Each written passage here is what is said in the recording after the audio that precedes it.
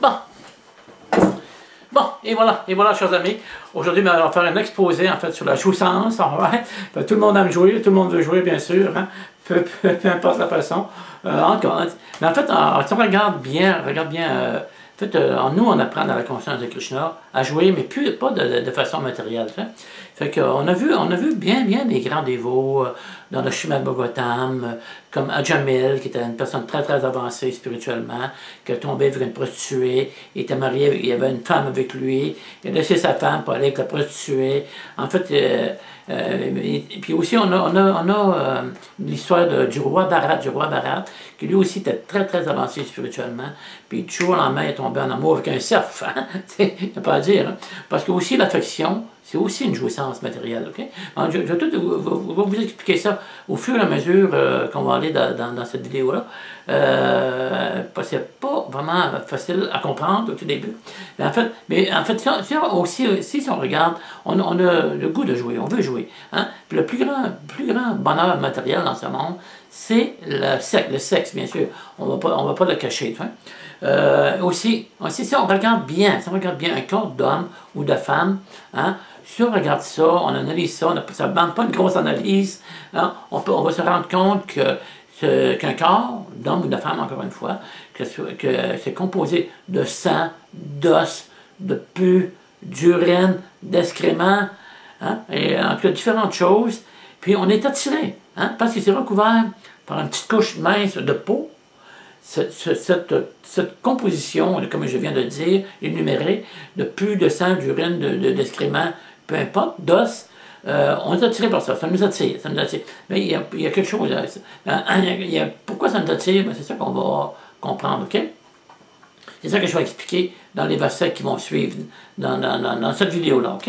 En fait, c'est ça, on est vraiment attiré par un corps de femme ou d'homme, puis malgré que c'est pas du tout attirant. Hein? Mais en fait, il y a deux façons de voir la chose. Un corps n'est pas attirant, parce que c'est composé de toutes ces choses-là, mais aussi, toutes ces choses-là, bien qu'elles ne sont pas appétissantes, fait que le corps est attirant. Hein? Ça, c'est la magie de Krishna. Ok? Krishna, il va nous éblouir par un beau corps, d'homme ou de femme, même s'il est composé de différents éléments pour lesquels on n'est pas attiré. Hein?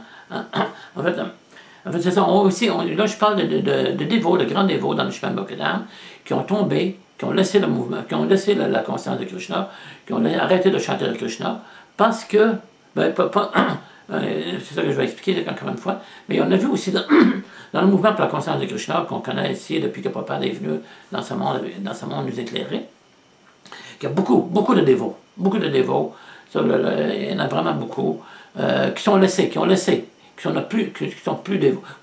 ne sont plus dévots, ils ont laissé à cause de ce désir de jouir de la façon matérielle. Parce qu'on se rend compte que la conscience de Krishna demande beaucoup de sacrifices, elle demande de nous arrêter cette gratification des sens, hein? Puis là on se ramasse avec rien, avec rien, on n'a plus de gratification, on n'a plus rien, on n'a plus de plaisir, on a tous les plaisirs pour lesquels on est habitué de jouer autrefois, on ne les a plus, hein? Sexe, intoxicant, gambling, spéculation, en tout cas, en fait on n'a plus ça, donc il y a un arrêt de jouissance et matériel. Okay? Puis je vais expliquer qu'est-ce qui va remplacer ça, ok? En fait, dans la Bhagavad Gita, il en parle bien au chapitre 3, verset 36 à 43. C'est vraiment bien expliqué pourquoi qu'on a ce désir de jouir là, ok? En fait, c'est ça, ok. Mais en fait, justement, je vais vous présenter une vidéo qui dure quelques minutes, qui montre ces versets, ok, qui montre ces versets-là en question, puis que je vais essayer d'expliquer tout de suite après cette vidéo-là. Ah ouais, avec question.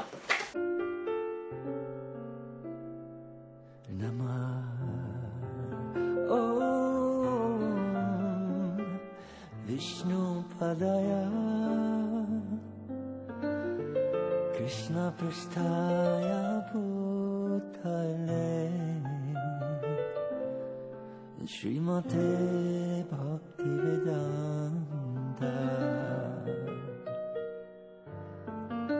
Swami Nite Namine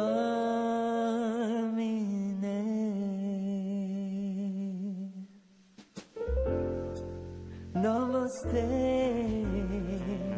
Saraswati Deve Gauravani Pracharine Nirvishesha Shunyavadi Paschatya Desha Tarine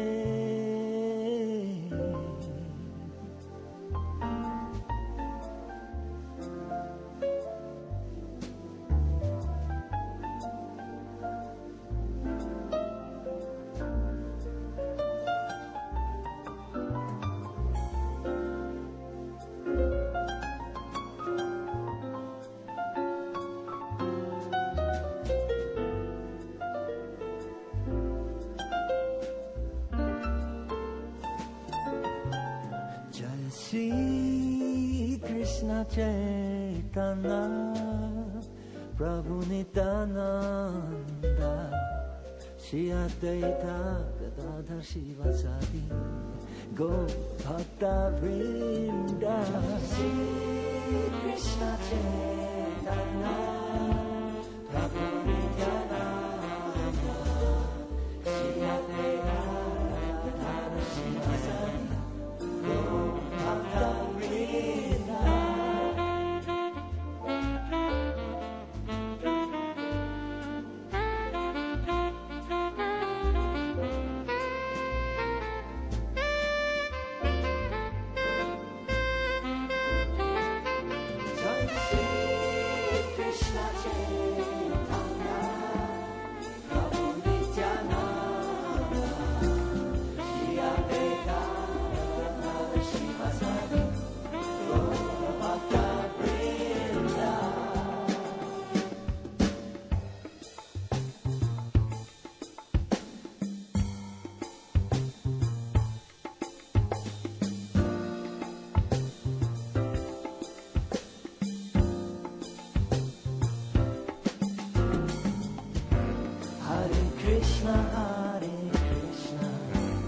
Krishna Krishna Hare Hare Hare Rama Hare Rama Rama Hare Hare Hare Krishna Hare Krishna Krishna Krishna Hare Hare Hare Rama Hare Rama Rama Hare. Voilà, chers amis, ok, j'espère que vous avez aimé cette petite vidéo-là qui va vous mettre dans l'ambiance, bien sûr, de ce que je veux expliquer ici, ok?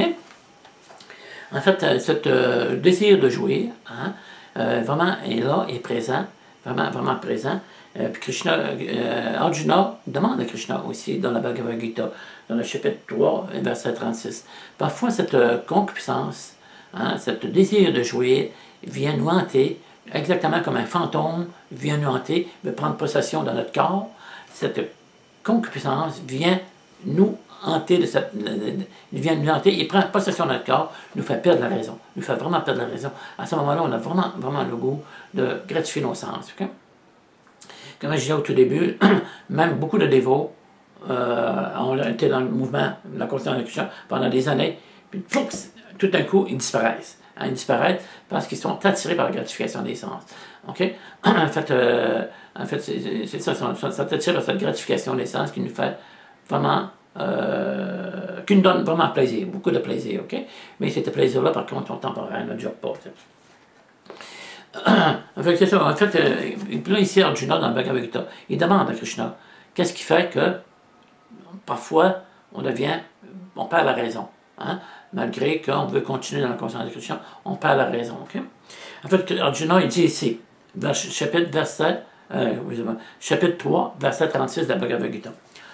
Arjuna dit, ô descendant de Vishnu, qu'est-ce qui, même contre son gré, pousse l'homme au péché comme s'il était contraint? OK? OK, en fait, ici, Prabhupada explique dans la reportée, il dit ici, parce qu'elle fait partie intégrante de l'absolu. L'âme est, dans son essence spirituelle, pure et libre de toute contamination matérielle. Quand l'âme tombe dans ce monde matériel, elle devient complètement contaminée par l'énergie matérielle, par l'influence de l'énergie matérielle. T'sais. On regarde, on se promène sur la rue, on est complètement, toujours sollicité. Moi, ici, près d'ici, j'ai une rue commerciale près de chez moi. On voit, dans les vitrines, tout est basé sur la gratification des sens. On voit des magasins, en fait, il y a même des magasins de sexe, des boutiques de linge, de sous-vêtements pour femmes, puis différentes autres gratifications, différentes autres choses qui viennent nous harceler et nous faire dévier. Ça, c'est l'illusion, c'est Maya, ok? Par nature, ok, ici, on continue. Par nature, elle n'est donc pas sujette aux fautes relatives au monde matériel. Fait que l'âme est pure, hein?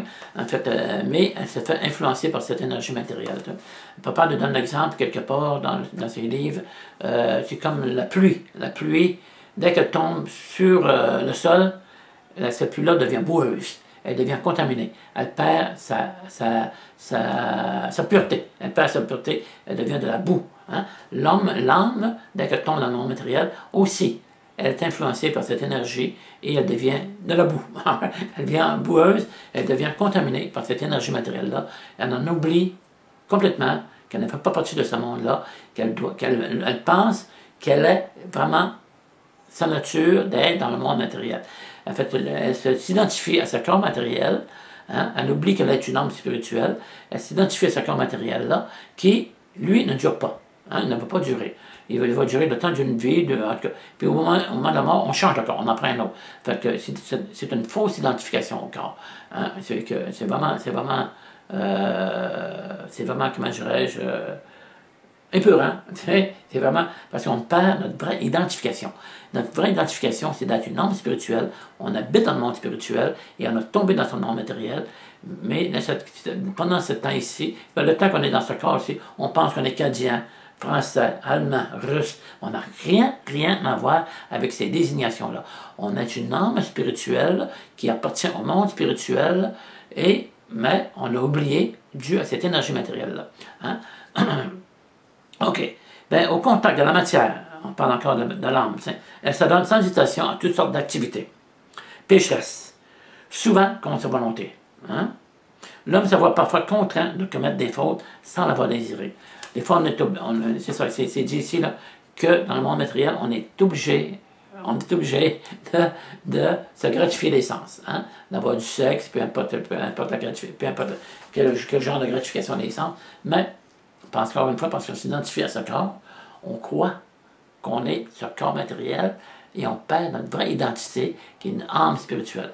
Autrefois, nous étions avec Krishna dans le monde spirituel. Nous avions un corps qu'on appelle en sanskrit Zarupa. Hein?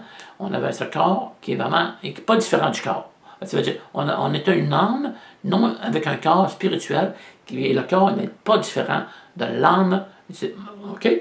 Mais ici, dans le monde matériel, il y a l'âme et le corps. C'est deux choses complètement différentes. Et puis, c'est difficile. On ne peut pas ajuster les deux. Ça se fait pas. On ne peut pas ajuster les deux. Ça fait qu'on s'identifie, encore une fois, à ce corps matériel et on pense qu'on doit jouir de ce monde matériel. Hein? Avoir du plaisir dans ce monde. C'est ça qu'on pense. C'est vraiment pas. C'est ça, cette concupiscence-là vient nous envahir parfois. Et elle nous fait croire que nous sommes un corps matériel et non une âme spirituelle. Je ne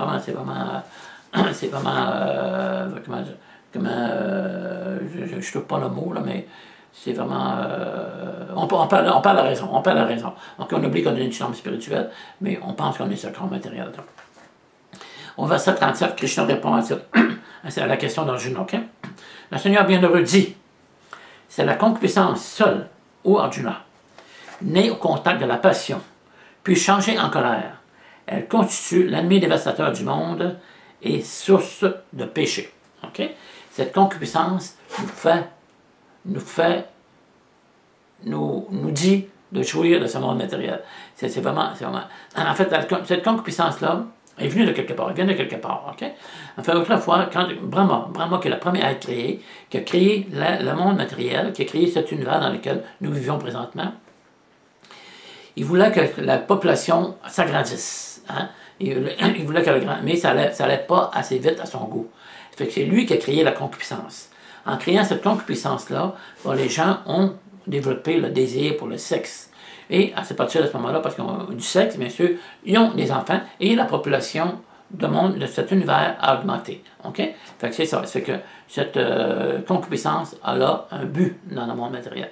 OK? C'est de faire augmenter la population du monde matériel.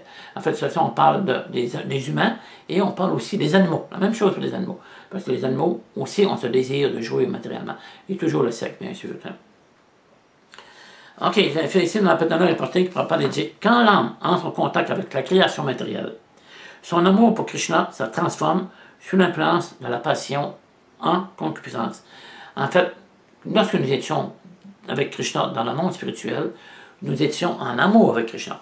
Nous avions en fait que l'amour donne une grande sensation, donne vraiment une belle sensation, c'est agréable d'être en amour avec une personne. Dans le monde spirituel, nous étions amoureux de Krishna. Okay? Mais parce pour raison ou pour une autre, on est tombé dans ce monde matériel et on a perdu cet amour-là et cet amour-là a été remplacé par la concupiscence. Parce que la concupiscence aussi donne une sensation, un désir d'être heureux, un désir de jouir. Hein? Parce que l'amour dans le monde spirituel donne de la jouissance, donne vraiment, vraiment de la jouissance. Okay? On a tout expérimenté, on est tombé amoureux d'une personne. Tu vois. Il m'est arrivé quelquefois d'être amoureux d'une femme. Tu vois. Puis c'est vraiment le plaisir que ça procure est vraiment beau, vraiment grand. On a le goût de jouer de cette personne-là. On a le goût de parler, d'échanger avec elle, de développer un sentiment amoureux, d'avoir de l'affection, de se sentir aimé. Okay? Mais ça, on a tout perdu ces choses-là que nous avions autrefois dans le monde spirituel en compagnie de Krishna. Et on veut le retrouver. On veut le retrouver, mais on ne sait pas comment. On ne sait pas comment. Okay? On ne sait pas qu'on peut l'échanger. On croit qu'on fait partie de ce monde, qu'on va vivre une vie, mourir, fini, c'est fini. La majorité des gens pensent ainsi. On va vivre et après la mort, c'est fini. Non, on continue après la mort. L'âme, parce que l'âme est éternelle. L'âme n'a jamais eu de commencement et jamais de droit de fin. Elle ne meurt pas avec le corps. Ça, c'est Bhagavad Gita au chapitre 2. OK? En fait, OK, on va continuer avec la concupiscence ici. Inassouvi. Cette concupiscence se transforme en colère et la colère en illusion, par quoi nous demeurons prisonniers de l'existence matérielle. La concupiscence est donc le plus grand ennemi de l'être. C'est elle qui garde l'âme pure prisonnière de la matière. En fait, c'est l'âme, excusez-moi, la concupiscence nous garde dans ce monde matériel. C'est elle qui nous garde ici. Elle est donc notre ennemi. Le plus grand ennemi, c'est la concupiscence. Elle fait croire, encore une fois, que nous sommes ce corps et que nous devons jouir de ce corps matériel. Nous devons jouir le plus, au maximum, nous devons jouer le plus possible, le plus possible, bien sûr, dans ce monde. Parce que c'est inné en nous de vouloir jouir, d'être heureux. Hein? Puis comme je disais tout à l'heure, on veut être amoureux. Okay? On veut être amoureux, on aime ça l'amour, Tout le monde veut être en amour. Mais en fait, quand on est en amour, on ne parle pas d'amour avec l'air, l'électricité. Souvent, on entend des fois des gens ésotériques ou ne connaissent pas vraiment, ou un personnaliste, ils parlent d'amour. Ah, l'amour. Ah, l'amour. Ils ont ça dans la bouche. Mais il faut savoir qui aimer. Il faut savoir quoi aimer. Okay? On ne va pas, l'amour avec l'électricité ou de l'air ne va pas nous procurer du plaisir. Il faut devenir amoureux d'une personne. C'est là qu'on devient vraiment heureux. Hein? Comme je disais tout à l'heure, on a expérimenté, on est tombé amoureux avec une personne, on est bien, on est confortable. Et malheureusement, dans ce monde matériel, cet amour ne dure pas. Elle ne dure pas, car tôt ou tard, peu importe la façon, hein, on va quitter cette personne-là. Okay? Peu importe, même si quelqu'un passe, ils sont mariés pendant 50, 60 ans, peu importe, tôt ou tard, un des deux va partir. Et l'autre va vraiment souffrir. C'est vraiment, vraiment malheureux. Mais cet amour, dans le monde matériel, pour une personne, n'est pas le vrai amour. Okay? Puis la personne qui va quitter son corps, au moment de la mort, elle continue. Hein? Quand elle va être dans le corps de sa mère, de sa future mère, si quelqu'un veut, il va le rappeler sans vie antérieure. Okay? Mais en fait, là, à ce moment-là, elle pense, j'ai perdu une telle personne. J'étais vraiment bien avec cette personne-là, dans mon dernier, dans ma dernière vie. Tu sais. J'étais vraiment bien avec cette personne-là. Là, je l'ai perdue, je ne sais plus qu'est-ce qu'elle fait. Est-ce qu'elle pense à moi? Hein? Est-ce qu'elle m'a oublié? Est-elle avec une autre personne? Wow, ça c'est vraiment souffrant aussi. C'est vraiment souffrant. Et la personne qui reste dans ce monde matériel aussi, elle a vraiment beaucoup de souffrance à oublier son conjoint avec qui elle a vécu pendant X années. Okay? On a même quelqu'un qui peut expérimenter, même s'il est jeune, puis il perd sa copine ou sa conjointe pour qui avec qui il a passé quelques années, quand le père ou la père, en fait, il est très malheureux. Il est très malheureux. Il se sent délaissé. Il se sent vraiment abandonné. Hein, un sentiment d'abandon quand on perd une personne. En fait, c'est vraiment tout ce qui nous donne plaisir dans ce monde matériel, tôt ou tard, va vraiment nous donner une insatisfaction. On ne sera pas heureux. C'est vraiment incroyable le monde matériel dans lequel nous sommes présentement. Hein? Et puis, Prabhupada est venu vraiment nous éclairer sur ce passage dans ce monde. OK? OK, on continue. Dans notre reporté, Krishna dit, Prabhupada dit, Dieu, la personne suprême, se déploie à l'infini de telle sorte que sa félicité spirituelle grandit sans cesse. Et tous les êtres contribuent à cette félicité sans borne. En fait, tout le monde, en fait, peu importe qui nous sommes, humains, animaux, on est tous des parties de Krishna. On est tous des âmes spirituelles. Et on est tous là pour le plaisir de Krishna. Hein? Krishna est l'être suprême, on est là pour lui plaire, pour lui faire plaisir, mais Krishna est réciproque avec nous. Krishna est réciproque avec nous aussi. Hein? C'est là qu'on devient amoureux. C'est là qu'on devient vraiment, c'est là qu'on découvre vraiment le bonheur quand on est en union avec Krishna. Okay? En fait, les êtres conditionnés, en fait, les gens de ce monde qui ne peuvent pas dire ici, ils ont eux aussi une certaine indépendance, mais parce qu'ils l'ont mal utilisé. Parce qu'ils ont transformé leur attitude dévotieuse en désir de jouissance matérielle, ils sont tombés sous l'emprise de la concupiscence. Right? OK? Hein? On a une certaine indépendance. On peut jouir, on peut adorer Krishna ou arrêter. Hein? On peut vraiment laisser complètement Krishna et essayer de vivre heureux dans le monde matériel, mais on ne va jamais l'être parce qu'on est tombé sous l'emprise de la concupiscence. On veut jouir, mais matériellement.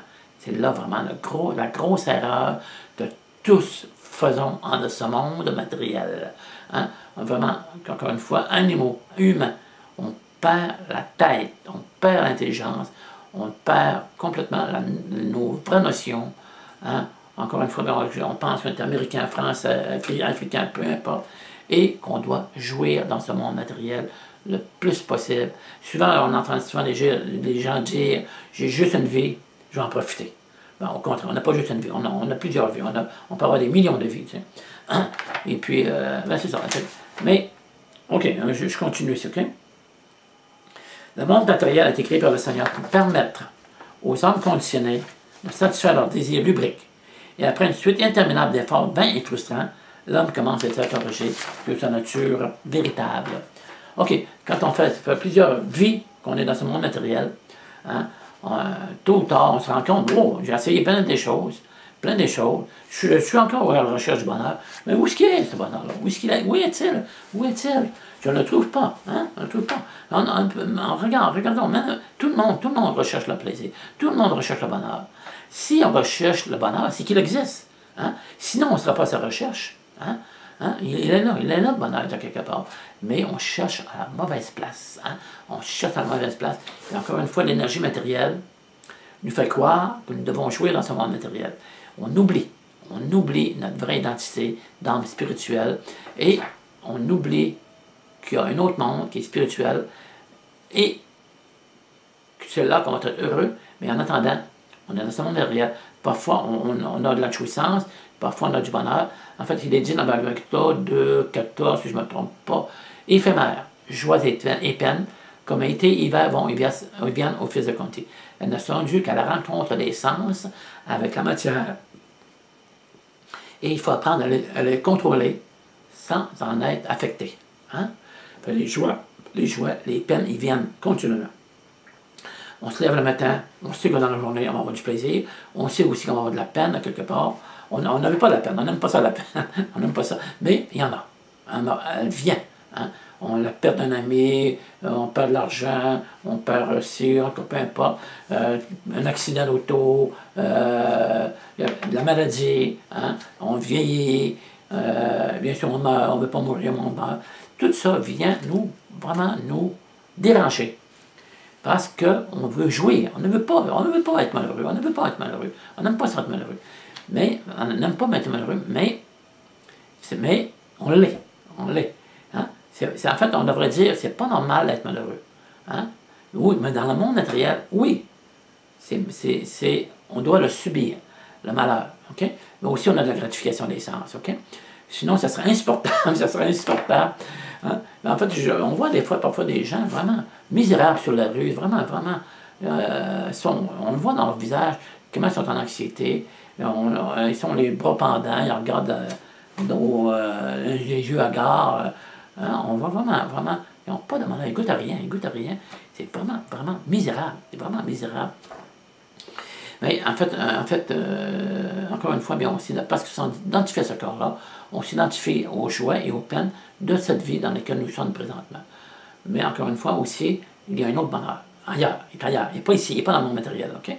En fait, on peut être heureux, en fait, même dans le monde matériel, si notre conscience est vraiment spiritualisée. Hein? Ça, c'est vraiment important à comprendre. OK? Alright, OK. Fait qu'on continue. OK, maintenant,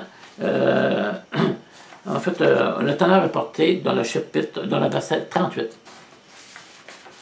La poussière sur le miroir rappelle que le miroir du mental doit être purifié par des pratiques spirituelles. Le meilleur étant le chant du Saint-Nom du Seigneur. Si on regarde dans un miroir, parfois il y a de la poussière. Hein? On ne peut plus savoir. C'est comme flou. Hein? Notre visage devient flou. En fait, présentement, sur notre mental est recouvert de poussière et nous fait voir les choses comme elles ne sont pas. Hein? On perd, encore une fois, notre vraie identité. On ne comprend plus vraiment qui nous sommes vraiment. En fait, c'est ça, on perd l'intelligence. On ne comprend plus. On perd. Okay? En fait, OK, on va continuer ici. La forme humaine consiste donc une occasion pour l'être de se libérer des chaînes de l'existence matérielle. Il y a juste les humains qui peuvent comprendre qui ont une intelligence supérieure à celle des animaux. Okay? L'animal ne pose pas de questions. D'où je viens? D'où je m'en vais? Où je m'en vais? Qu'est-ce que tu veux faire ici dans ce monde? L'animal ne se pose pas ces questions-là. Mais l'être humain se pose des questions. Donc, l'être humain, la forme humaine, est différente d'un corps animal, de la forme humaine, de la forme animale. Hein? Enfin, on se pose ces questions-là et on veut des réponses. Mais la majorité des gens n'ont pas ces réponses-là. Okay? Ils n'ont pas. Il faut vraiment rencontrer un maître spirituel authentique qui va vraiment nous expliquer qu'est-ce qu'on est, qu'est-ce qu'on est venu faire ici, d'où on vient, où on va. Hein? Y a-t-il moyen de sortir d'ici, de ce monde matériel? Y a-t-il moyen de trouver le bonheur finalement? Okay?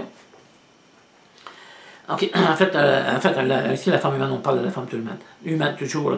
Elle est la seule qui lui permet de vaincre son ennemi, la concupiscence, en lui fournissant la possibilité de développer la conscience de Krishna, sous la direction d'un maître spirituel authentiquement. C'est ça que je viens de dire. OK?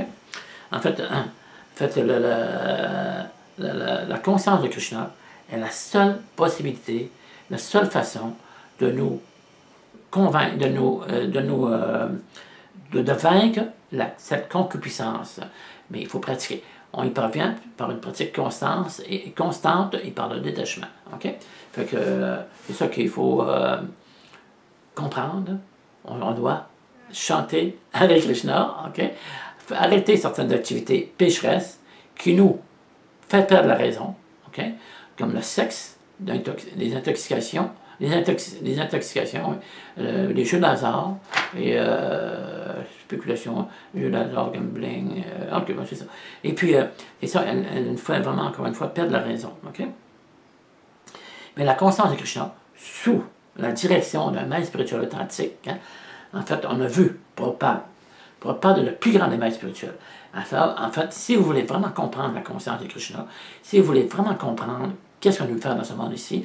Si vous voulez comprendre comment sortir de ce monde, si vous voulez aussi comprendre comment être vraiment heureux pour toujours, pour l'éternité, en fait, il faut accepter le plus grand des maîtres spirituels, qui est maître spirituel, qui est Srila Prabhupada. Okay? En fait, il dit dans la Bhagavad Gita, 4.34, cherche à connaître la vérité en approchant un maître spirituel, en compte d'elle avec soumission et tout en le savant, l'âme réalisée peut te révéler le savoir car elle a vu la vérité. Il faut faire attention, de prendre vraiment le meilleur des maîtres spirituels. Okay? En fait, même si Prabhupada est plus présent physiquement ici, en fait, on peut accepter ce Prabhupada comme notre maître spirituel. En fait, le corps physique n'est pas important, okay? Mais c'est la connaissance qu'il nous donne, okay? Qu'on appelle Vani, cette présence spirituelle, okay? de Prabhupada, qui est dans ses livres. Okay? Dans ses livres, Prabhupada nous a laissé comme 80 livres différents, des livres de 300-400 pages. Si on les lit, on va vraiment connaître le but de la vie. Okay? En lisant ces livres-là, on apprend à connaître le but de la vie et finalement à devenir heureux dans un autre monde que le monde spirituel. En fait, on devient heureux en développant une conscience spirituelle, la conscience de Krishna, bien sûr. Hein? En fait, c'est vraiment, vraiment important de prendre le meilleur des maîtres spirituels. C'est très, très, très important. Okay? Comme encore une fois, on a vu Prabhupada répandu la conscience de Krishna sur la planète entière. T'sais. Il y en a d'autres qui viennent, mais personne a fait autant que Prabhupada. Personne n'a fait autant que Prabhupada. En fait, c'est vraiment le maître spirituel. D'autres sont venus, mais en fait, si Prabhupada n'était pas venu, probablement que les autres ne seraient pas vus. Prabhupada était le premier et il a vraiment travaillé très fort pour nous donner cette connaissance. À tous les jours, il écrivait ses livres. À tous les jours, il chantait son mantra. À tous les jours, il répondait à ses disciples par lettre. Il a laissé des vidéos, des audios, donné des lectures. En fait, il n'a jamais arrêté dès qu'il a commencé, en venant ici, puis jusqu'à la fin de sa mort, jusqu'au dernier moment de sa mort, il continuait à présenter la conscience de Krishna. OK? C'est vraiment, vraiment important de connaître Prabhupada. Hein, lisez ses livres, vous allez vraiment connaître. Prabhupada le dit aussi. Prabhupada le dit, si vous voulez me connaître, lisez mes livres. Hein? Prabhupada n'est pas une personne ordinaire. Vraiment pas une personne ordinaire. En fait, quand on lit les livres de Prabhupada, à toutes les pages, il parle de Krishna. Krishna, Krishna, Krishna. Je ne sais pas combien de milliers de fois le mot Krishna est écrit dans la Bhagavad Gita. Et dans tous ces livres, c'est pas des milliers, des milliers, des milliers de fois. Hein? En fait, quand on aime une personne, on veut parler de cette personne. Okay? En fait, parce que Prabhupada aime Krishna, il n'arrête pas de dire son nom. Krishna, Krishna, Krishna. Il fait même des chants. Krishna, Krishna, Krishna, Krishna. Hey! Hein? En fait, puis on a le mantra. Le mantra, c'est tous des noms de Krishna. Hare, Rama, Krishna, ce sont tous des noms de Krishna. Un dévot de Krishna répète 27 000 fois, 648, si je ne me trompe pas, le nom de Dieu. Okay? Krishna, Bouddha, non, excusez-moi. Hare, Krishna et Rama. Hein? En fait, on a un chapelet, un japa, on fait 16 fois le tour, il y a 108 grands, on répète le mantra 1728 fois, minimum, par jour. Hein? On peut demander de chanter 16 fois par jour, minimum. Quand on a un petit peu de temps, on peut en rajouter. On peut chanter quelques tours de plus. C'est pas perdu. Hein? Vous vous ennuyez, chantez le Krishna. Ça va pas bien, chantez le Krishna. Ça, c'est vraiment, vraiment. Vous dormez la nuit, chantez le Krishna. Okay? Récitez le mantra. Okay? Fait que récitez le plus souvent possible le mantra. C'est vraiment, vraiment la formule pour découvrir le bonheur. Il n'y en a pas d'autre. Il n'y en a pas d'autre. Hein? Essayez les intoxicants. Hein? Essayez n'importe quoi, la drogue, n'importe quoi. Hein, la boisson, tout ça. Ça va vous donner un plaisir, mais il ne dure pas. Puis tôt ou tard, ça a des effets secondaires. Hein? Prendre de la drogue, prendre de la boisson, ça a toujours des effets secondaires. Et puis le sexe a toujours des effets secondaires aussi. Hein? Vous avez une femme, un homme, vous pouvez le perdre. Vous pouvez le perdre, il va aller avec un autre, ça va vraiment vous procurer vraiment de la grande souffrance. Et puis ça crée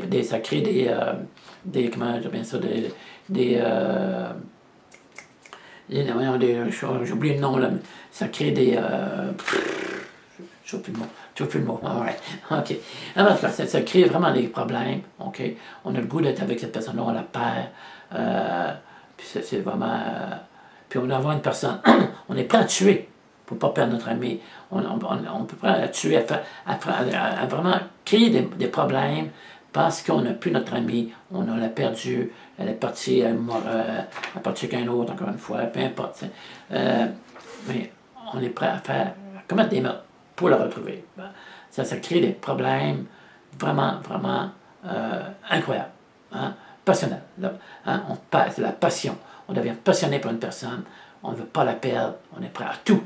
Et ça crée vraiment des problèmes. Vraiment, ça nous dérange au maximum, vraiment au maximum. OK, OK, il a dit, OK, verset 39, OK, le verset, OK.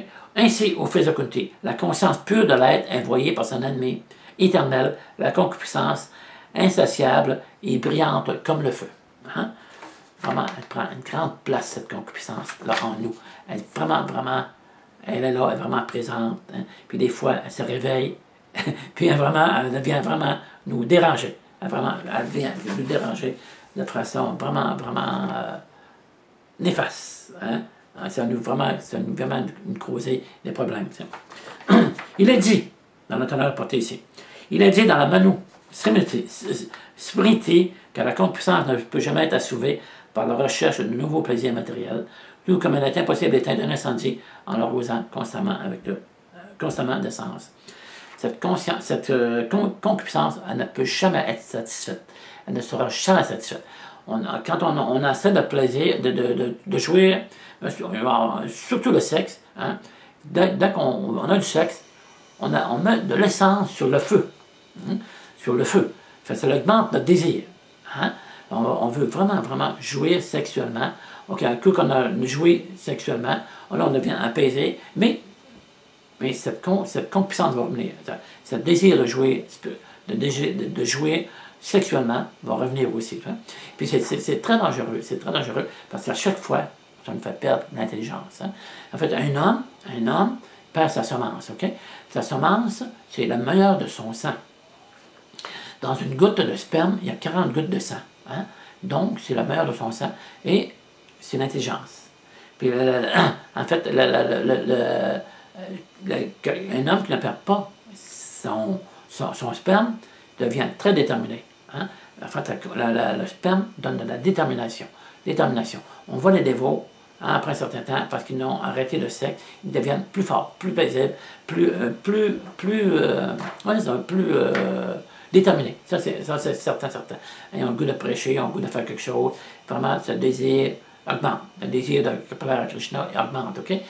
Parce qu'on garde le meilleur de notre sang, OK? Ah ouais. OK, en fait, c'est ça. Encore une fois, en arrosant constamment d'essence, notre désir augmente. Notre désir est toujours là. On ne le perd jamais. Le désir de concupiscence, OK? Le désir de jouir. Okay? Le centre de toutes les activités matérielles est la vie sexuelle, OK? C'est pourquoi le monde matériel est appelé Metunya Agara, les chaînes de la vie sexuelle.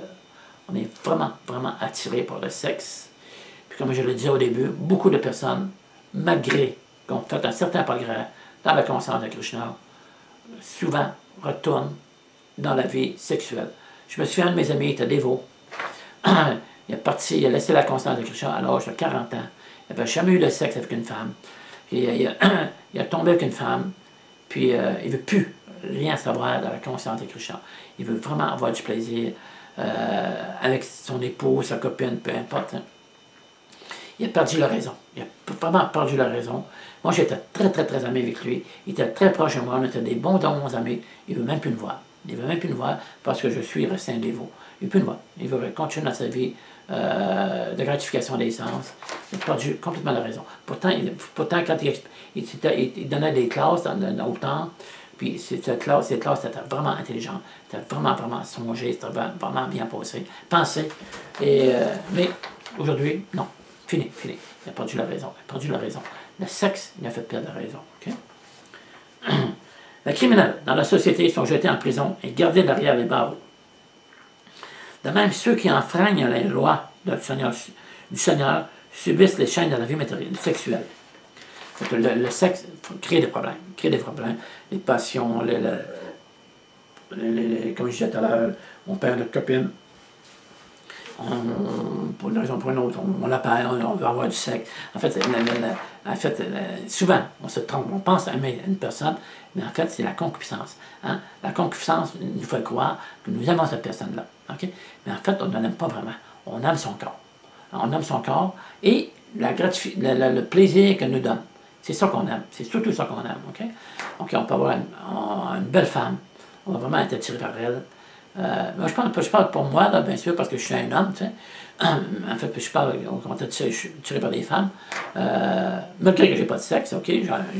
Je dis pas que j'ai pas tombé. Il y a eu des fois des petites périodes, c'était vraiment perturbé.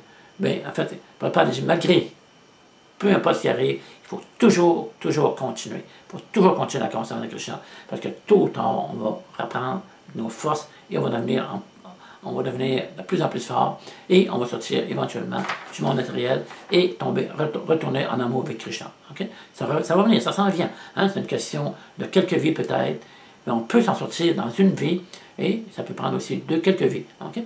Mais en continuant, on va y réussir, c'est certain. Il faut continuer, malgré tout. On continue dans la conscience de Krishna, on persévère, puis on en garde notre peine et qui va nous donner la détermination, et on continue, on progresse, et on va sortir de ce monde. On va développer notre amour pour Krishna. Okay? Le progrès de la civilisation matérialiste est fondé sur le plaisir des sens. Il implique pour l'être un prolongement dans la vie matérielle. Plus on va avoir de gratification des sens, et encore une fois, surtout le sexe, on va rester ici pour des vies et des vies et des vies encore. On peut encore passer des millions de vies dans ce monde parce qu'on veut jouir, pas spirituellement, mais sexuellement. Hein? Parce que vraiment le sexe nous garde dans le monde matériel. Cette concupiscence, ce désir de jouir nous garde dans ce monde matériel. Encore une fois, c'est l'ennemi numéro 1 de celui qui veut progresser spirituellement. Hein? De celui qui veut s'en sortir une fois pour toutes. Hein? Donc, on peut dire, OK, je suis Hare Krishna, c'est facile, c'est pas difficile, je vais sortir du monde matériel. Non, c'est pas si facile que ça. Il y a un travail à faire. Il faut continuer à le mettre en pratique. Et, encore une fois, c'est en chantant un mantra et en suivant des principes. Hein? En suivant des principes que tôt ou tard, on va sortir de ce monde. Donc, on va sortir, un des principes importants, pas de sexe. Hein? Pas de sexe. OK, c'est que c'est important d'arrêter cette gratification à l'essence-là. C'est le plus grand des plaisirs matériels. Hein? C'est attirant parce que c'est le plus grand des plaisirs matériels. Maintenant, on a la porno, on voit toutes sortes de choses, des boutiques de sexe. Tout là, on est harcelé, il faut faire attention. Il faut faire attention de ne pas contempler en fait, comment est-ce dit ça là? En contemplant l'objet des sens, l'homme s'attache. D'où naît la convoitise, la colère. Dans le Bhagavad Gita, encore une fois, ça. Il faut faire attention à ce qu'on ne regarde pas rien qui va nous attirer, qui va faire développer en nous cette concupiscence. Il faut vraiment être prudent, faire attention. Okay? Okay? Fait que c'est vraiment important de faire vraiment attention. Parce que si on sort de ce monde, si on vraiment réussit la conscience de Krishna, qu'on devient un pur dévot, hein, il n'y a plus de danger de tomber. Okay? Il n'y a plus de danger de tomber. Et à ce moment-là, on est vraiment heureux. Hein? Je vais vous montrer tout à l'heure, à la fin, comment on peut être heureux dans la conscience de Krishna. Parce que dans la conscience de Krishna, c'est pas ennuyant. C'est pas, hein, parce que c'est d'application joyeuse. Hein, on danse, on festoie et on chante. On chante de mon mantra, on chante de Krishna, on a des chants. OK, je continue ici. OK, puis la concupiscence-là va nous garder dans le monde matériel encore des millions de vies si on ne fait pas attention. Hein. C'est pas grave de remettre et de mourir. Hein. Personne ne veut mourir. Parfois, des fois, on entend les gens dire « Ah, j'ai pas peur de la mort. Ça ne me dérange pas la mort. » Non, ça, c'est pas vrai. Je ne le crois pas. Moi, je ne le crois pas. Okay? Je ne le crois pas. La mort, c'est quelque chose de vraiment paniquant. Hein, on perd la vue. Au moment de la mort, on perd la vue. On n'a plus d'odorat. On n'a plus le sens du toucher. La parole, on n'a plus rien. Les oreilles sont les derniers. C'est paniquant. C'est paniquant. Mais en fait, c'est aussi qu'on ait peur ou pas peur de la mort. Ça, c'est pas important. Hein? Qu'est-ce qui compte? C'est de ne plus mourir. C'est de ne plus mourir. Retourner dans un monde où on n'en a pas. C'est ça. Le vrai but de la vie, OK? En fait c'est pas le vrai but de la vie. Le vrai but de la vie, c'est de développer notre amour pour Krishna. Ça, c'est le but de la vie. Mais ça amène des sous-produits tels qu'on a pu renaître et mourir, OK? Hein? En fait, c'est ça. En fait, il y a un verset dans le Gita. Même quelqu'un, un pur dévot, qui veut prêcher la conscience de Krishna, il va mourir, renaître, mais à chaque fois, il va être heureux. Il va être heureux. Hein? Il va pas... aussi, prêcher la conscience de Krishna, c'est quelque chose de vraiment qui donne un plaisir. Ça donne un plaisir. J'expérimente un petit peu aussi. Moi, je ne suis pas un grand dévot. Je ne suis pas un grand dévot. Tous les jours, je vais passer des feuillets dehors. Ça me donne un plaisir. Ça me donne un plaisir ou une satisfaction. Ça me donne une satisfaction. Je me dis, ah, il y a des gens qui vont profiter, qui vont vous lire la mantra, qui vont lire un petit peu cette philosophie-là. Et ça va leur procurer un certain bénéfice. Ça me satisfait. J'aime ça. Et puis aussi, en même temps que je fais ça, ça plaît Prabhupada. J'aime ça plaire à Prabhupada. J'aime ça. OK? Parce que Prabhupada m'a donné beaucoup. Hein? Prabhupada nous donne beaucoup, nous donne vraiment une autre vision de ce monde matériel-là que nous n'avions pas avant. Hein? Nous n'avions pas. Moi, j'ai joint la conscience de Krishna, j'avais 28 ans. Je ne savais rien de la conscience de Krishna, je ne savais rien. J'étais attiré par contre, j'étais attiré. Quand je voyais des dévots sur la rue, j'allais les voir, j'aimais ça, j'aimais ça. Une fois, un jour, un dévot m'a donné un morceau de gâteau. Ah, j'étais vraiment content, j'étais vraiment content. Des fois, on donne des choses aux gens, là, ils hésitent, oh, non, il n'y en avait pas. Moi, j'étais content, j'étais vraiment content. J'ai dit, oh, donne-moi là ton gâteau. J'étais vraiment content. Le dévot m'avait fait un beau sourire, que j'ai revu par après, quand j'ai joué à la conscience de Krishna.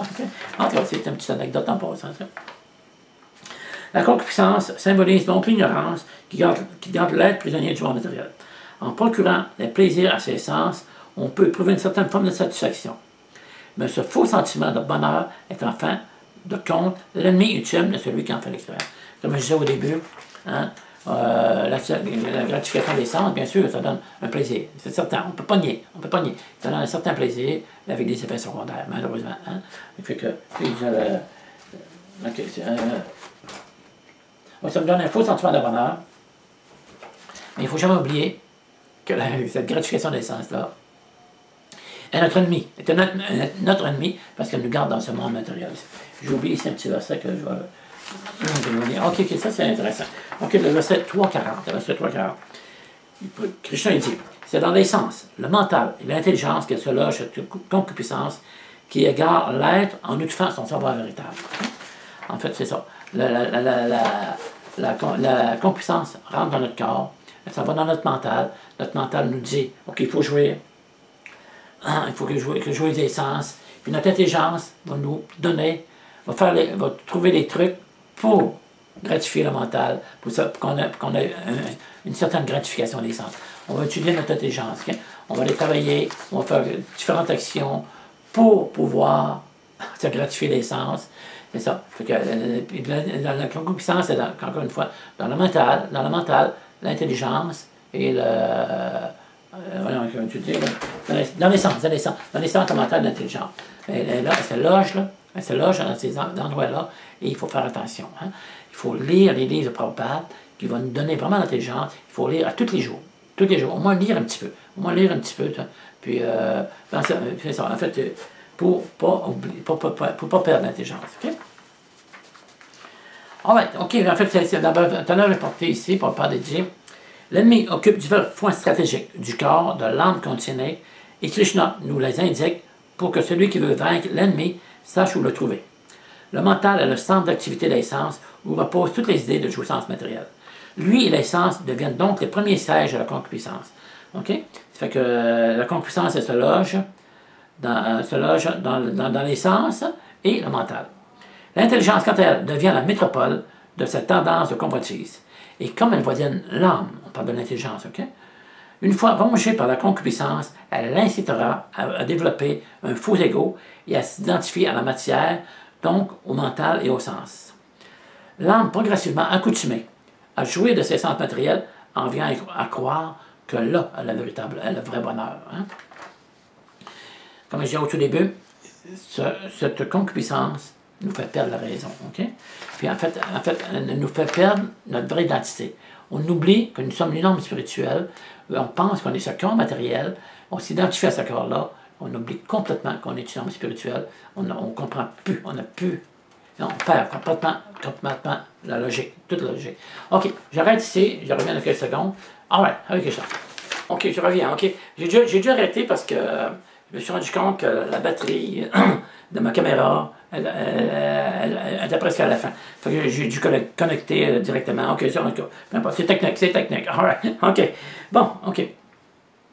OK, bien fait ça. L'âme devient progressivement accoutumée à jouer de ses sens matériels et elle vient à croire que là, elle a le vrai bonheur. OK? En fait, on apprend à développer un faux ego, fausse identification au corps. Hein? On oublie notre vraie identification, qu'on est une âme spirituelle et on s'identifie au corps. On pense que ça, c'est notre vrai moi. C'est pas du tout notre vrai moi. Ça, au moment de la mort, on le perd, ça va décomposer, ou on va le brûler, ce corps-là, et il va devenir un excrément de verre, ou, mais ce corps-là, il disparaît, il disparaît.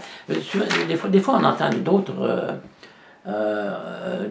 mouvements religieux, on va dire, ils pensent qu'on va continuer avec le même corps, hein? Mais quand on lui pose la question, mais quel corps qu'on va avoir? Quel corps qu'on va avoir dans notre prochaine vie, tu sais? Moi, je suis rendu à 70 ans, je ne veux pas avoir un corps de 70 ans dans la prochaine vie. Je ne veux pas avoir un corps éternellement de 70 ans, tu sais. Hein? C'est ça, quand on demande ça, ils sont vraiment arrêtés, ils ne savent plus quoi répondre. Parce qu'on a passé, dans cette vie même, on a eu un corps de petit bébé. Hein? Ça, je l'ai expliqué souvent. Puis on en parle souvent aussi. On a un corps de petit bébé, on a un corps de jeune garçon ou de jeune fillette, adolescent, d'adulte. On a pris différents corps continuellement, sans arrêt, sans arrêt. Là, il y a des cellules qui naissent dans mon corps, il y en a d'autres qui meurent. Enfin, mon corps, il n'est plus identique, il change continuellement, il change. Okay? En fait, c'est un petit peu comme une bobine de film, là, ceux qui font des vidéos, on voit, là, pour faire une vidéo, il y a plusieurs images, une à côté de l'autre, une à côté de l'autre. Hein? Enfin, mais on dirait que ça ne bouge pas. Hein? On dirait que les images ne bougent pas quand on les voit. Mais ça change, il y a quelque chose qui change. Hein? Fait que c'est ça. Mais l'image précédente n'est pas identique à la deuxième, à la troisième, et ainsi de suite. Fait que notre corps change continuellement en changement constant. Il n'arrête pas de changer. Okay? Fait que, mais notre corps il change, mais à chaque fois on s'identifie à ce corps-là. On s'identifie à ce corps-là. Moi, quand j'étais jeune, enfant, hein, quand j'étais adolescent, on se rappelle des choses d'adolescent, je pensais que j'étais à ce corps-là. Je pensais que j'étais un adolescent. Hein? Mais là, je sais que je ne suis pas un adolescent. Je suis rendu un vieillard. Je suis rendu une personne âgée. J'ai 70 ans. J'ai plus 15 ans. J'ai plus ce corps-là. Il est disparu, ce corps-là. C'est prouvé scientifiquement que toutes les cellules de notre corps changent tous les 7 ans. On perd notre corps. On n'a plus rien à voir avec ce corps-là. Donc, on n'a pas s'identifié à ce corps-là. On change, il change. Arrête pas de changer, OK? C'est ça, on nous demande à ces religieux-là, sans les nommer, je ne veux pas les nommer, et puis, on lui dit quel corps qu'on va avoir dans la prochaine vie, quel corps éternel va avoir. Hein? Genre, des fois, on regarde des personnes âgées sur la rue, ils ont de la misère à marcher, ils ont de la misère ils sont rendus vieux, ils sont âgés, ils sont infirmes, ils marchent avec quelqu'un. Du corps-là qu'on va avoir pour l'éternité. Je ne veux pas avoir un corps âgé comme ça. Je ne veux pas avoir un corps qui dépérit. Je ne veux pas avoir un corps de ça. Moi, je veux avoir un corps qui dure. Hein? Un corps qui est spirituel, qui ne vieillit pas, qui ne meurt pas, okay? Hein? Qui ne naît pas, bien sûr, qui n'est pas malade. C'est ça qu'on veut. C'est ça que la conscience de Krishna nous donne. La conscience de Krishna nous donne un corps spirituel pour l'éternité, pour toujours, qui ne vieillit pas, qui ne naît pas, qui ne meurt pas, et qui n'est jamais malade. C'est ça que la conscience de Krishna. On vous donne le plus haut, on vous donne le maximum. Right, OK? OK, 3.41. OK, on va passer au travail. 3.41. Aussi, ou Arjuna, commence par enrayer le fléau de la concupiscence, source même du péché, en réglant tes sens. Écrase ce meilleur des Bharata, ce dévastateur de la connaissance et de la réalisation spirituelle. Hein? Ouais.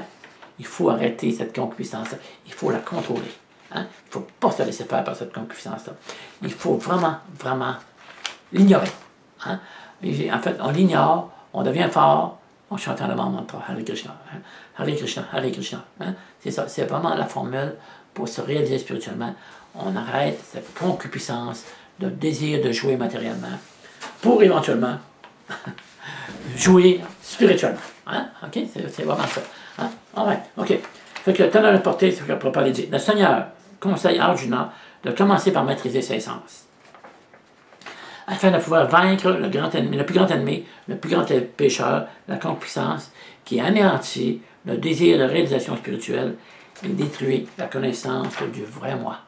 Le vrai moi, encore une fois, c'est qu'on est une âme spirituelle et non ce corps. Ce corps est très trompeur, très trompeur. Lorsque vous regardez dans le miroir, c'est pas vous voyez. C'est pas vous voyez. Vous voyez un corps emprunté, puis qui va changer, qui est en train de changer présentement. Hein? C'est pas du tout la vraie identité. Hein? On pense qu'on est ce corps-là, mais on n'a rien à voir avec ce corps-là. Hein? Il est temporaire, il ne va pas durer. Il ne va pas durer. On le perd au moment de mort. Hein? Il se décompose, puis on le perd. C'est vraiment notre fausse identité. Donc on n'a rien à voir avec ça. Que moi, je suis venu au Québec, je ne suis pas un Québécois. Je suis une âme spirituelle. Je suis une âme spirituelle dans un corps présentement grossier, temporaire, et tôt ou tard, je vais reprendre mon vrai corps que j'ai, qui est bon, alright, ok, je reviens. Ok, j'ai reçu un appel téléphonique, c'est ça qui m'a. Pour ça, j'ai déjà arrêté. Alright, c'est bon, ok. Ok, maintenant, nous allons passer au verset 3, 42. Ok? En fait, il reste 2 versets, ok? C'est dit, Krishna dit encore, les sens prévalent sur la matière inerte, mais supérieur au sens est le mental, et l'intelligence surpasse le mental. Encore plus élevé que l'intelligence, cependant, est l'âme. Que l'a rapporté chez le Papa. Les sens sont les divers champs d'action de la concupiscence. Celle-ci, accumulée dans le corps, s'échappe par l'exercice des sens. Les sens sont donc supérieurs au corps, considérés comme un tout. Et lorsqu'on développe une conscience supérieure, la conscience de Krishna, lorsqu'on développe une conscience supérieure, la conscience de Krishna, il cesse d'agir comme des soupapes. OK? Fait que c'est ça, ici c'est dit que la concupiscence, elle s'accumule dans le corps. Dans le corps. Elle est là. OK? Et elle doit sortir. Elle sort par les sens. Cette concupiscence-là doit être sortie. Elle sort par les sens et à ce moment-là, les sens agissent comme des soupapes. Probablement, ça serait trop intolérable. C'est intolérable d'avoir cette concupiscence-là en nous. Il faut vraiment qu'elle sorte d'une façon ou d'une autre. OK? Hein? C'est vraiment intéressant. Vraiment intéressant, la conscience de Krishna. Vraiment, c'est une science. La conscience de Krishna, c'est pas quelque chose de sentimental. C'est une science. Hein? Comment est-ce qu'il dit ça? Donc, la religion, comment j'ai oublié là? J'ai oublié. La religion, en tout cas, peu importe, non, j'ai oublié. Ouais. C'est ça. En fait, c'est ça, cette concupiscence-là doit sortir par les sens. Elles agissent comme des soupapes. Les sens agissent comme des soupapes pour sortir cette concupiscence du corps. Hein? C'est vraiment intéressant, ça. Enfin, on continue. En effet, l'âme consciente de Krishna est en union directe avec la personne suprême, l'âme suprême, vers qui se portent désormais toutes ses activités corporelles. Il faut entendre par activité corporelle les activités des sens. Si on y met fin, le corps perd alors toute fonction active. Le corps, à ce moment-là, si on ne se gratifie plus les sens, il devient inutile. Il devient inutile, mais on peut s'en servir quand même. Okay. Mais même si le corps est inerte, le corps est inerte, mais le mental est toujours actif. C'est un peu là. Le mental, je recommence. Même si le corps est inerte, le mental, toujours actif, continuera de fonctionner comme cela se produit au cours d'un songe. Même quand on dort et qu'on n'a presque plus de conscience, hein, on peut avoir des rêves. Okay? Là, notre corps, parce que la concupiscence ne l'habite plus, il devient comme inerte, mais notre mental agit toujours. Le mental agit toujours. Ça. Et au-delà du mental se trouve l'intelligence, encore une fois, ok? Déterminante, puis au-delà même de l'intelligence se trouve l'âme. Le mental et l'essence qui lui sont subordonnés le seront également. Ok? Il faut que l'âme devienne le maître.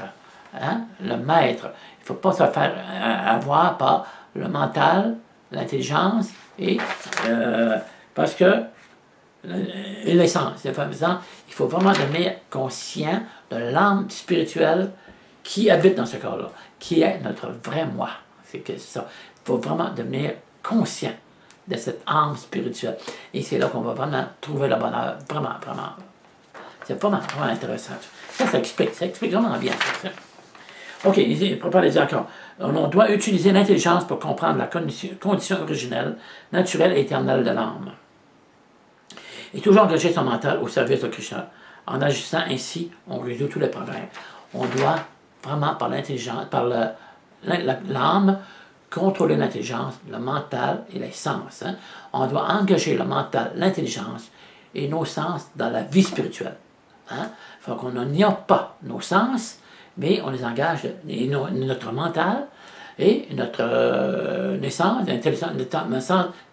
les sens, le mental et l'intelligence, mais on les engage au service de Krishna, on va servir de notre intelligence.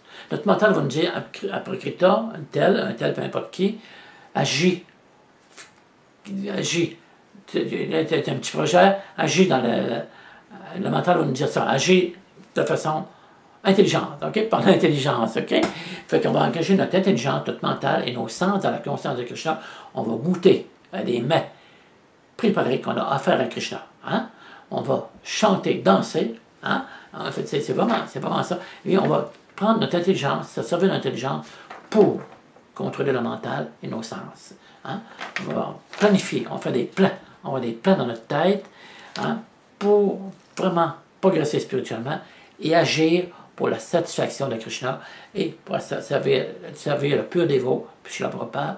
Et vraiment là qu'on va découvrir c'est quoi notre vraie identité. OK? OK. On doit, OK, ça, ne brûle pas. On doit intelliger l'intelligence pour comprendre la condition originale, naturelle et éternelle de l'âme et tout engager son mental au service de Krishna. En agissant ainsi, on résout tous les problèmes. All right! Fait qu'on devient heureux, on n'a plus de problème, on n'a plus rien. C'est vraiment ça. C'est vraiment ça. Il faut vraiment se dépêcher à comprendre la conscience de Krishna, parce que ça devient vraiment intéressant de comprendre cette philosophie, puis qui encore une fois, qui est une science. C'est pas sentimental. Tu sais. La philosophie sans religion, ce n'est que de l'élucubration. Hein? La religion sans la philosophie n'est que la religion sans philosophie n'est que du sentimentalisme. Hein? Quand on voit des fois des religions, j'aime Dieu. Ah non, ça ne marche pas comme ça. Ça ne marche pas comme ça, non.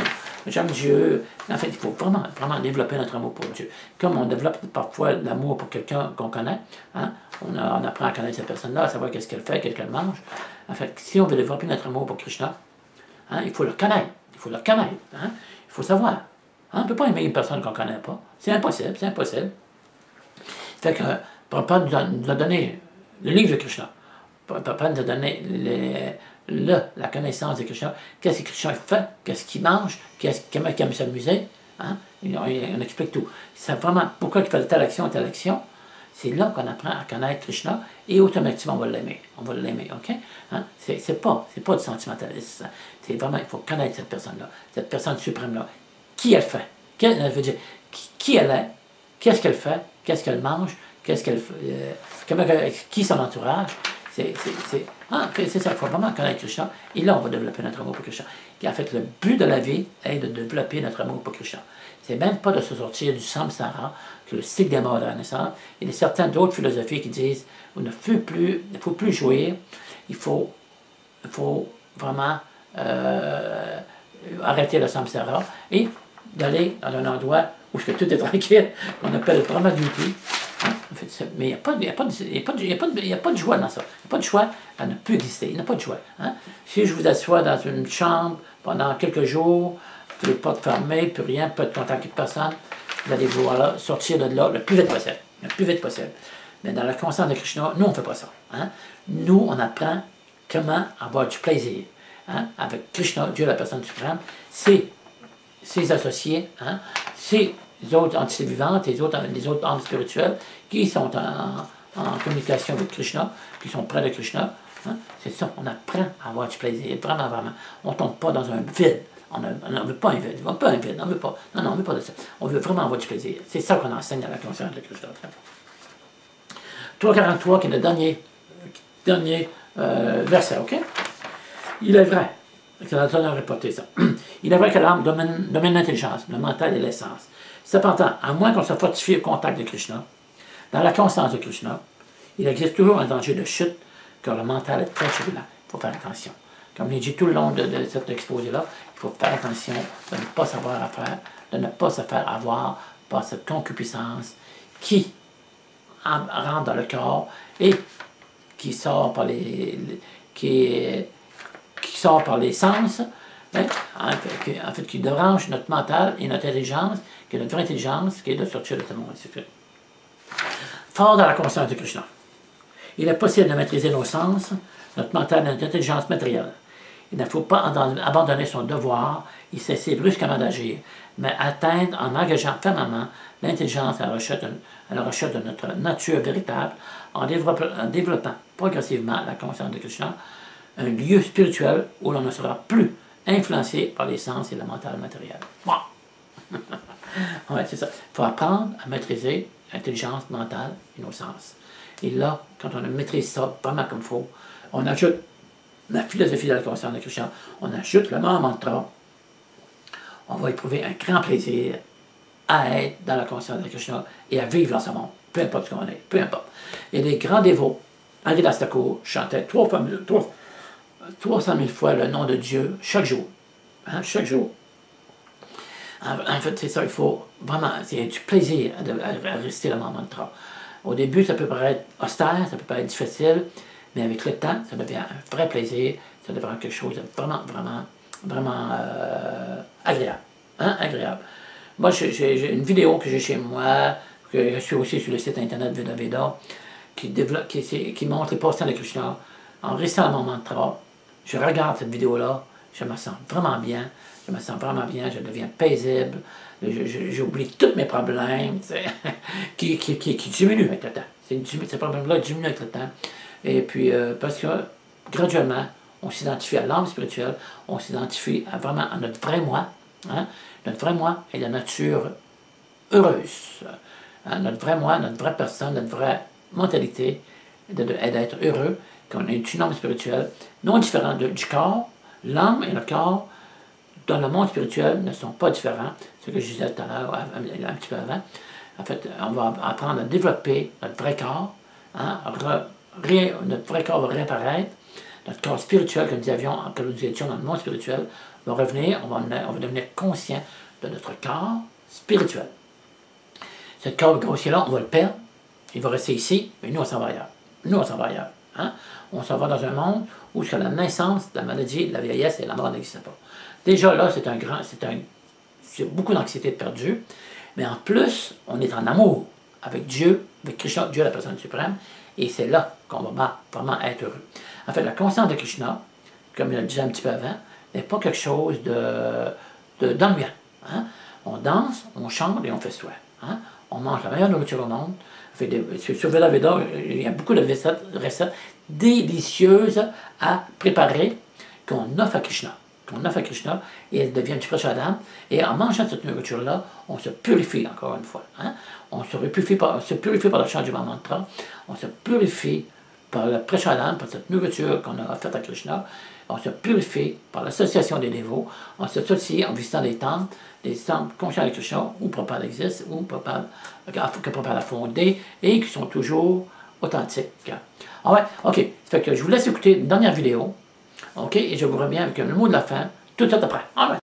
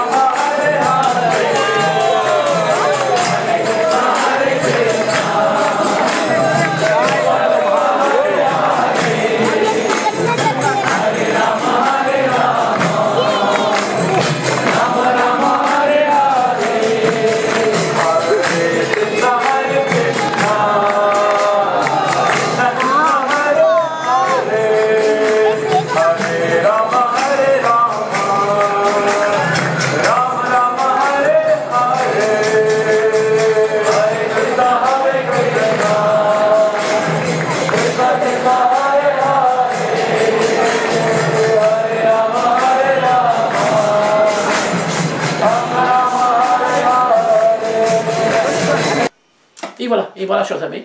OK. Ça fait que j'espère que j'ai fait un bon exposé, que vous avez bien compris, que je l'ai bien exprimé. C'est surtout ça que... Parce que des fois, c'est dur d'exprimer. En tout cas, peu importe. En fait, je vous souhaite de retourner dans le monde spirituel dès que possible. N'oubliez pas de chanter le Krishna, hein, de manger du prasharam, de danser, de chanter et festoyer.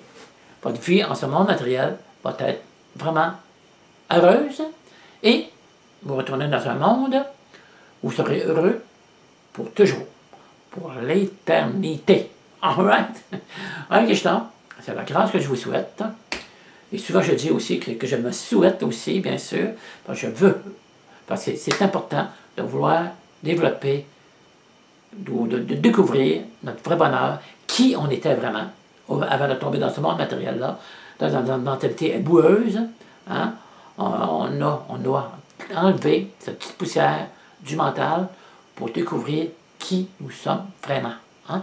Ça devient vraiment, vraiment, vraiment intéressant de découvrir qui on est et de développer cette conscience que Srila Prabhupada est venu nous donner, qui est la conscience de Krishna, qui va nous rendre heureux pour toujours. Hare Krishna. Et à la prochaine vidéo. Hare Krishna. Bonne réussite et bon retour à Krishna prochainement. Hare Krishna.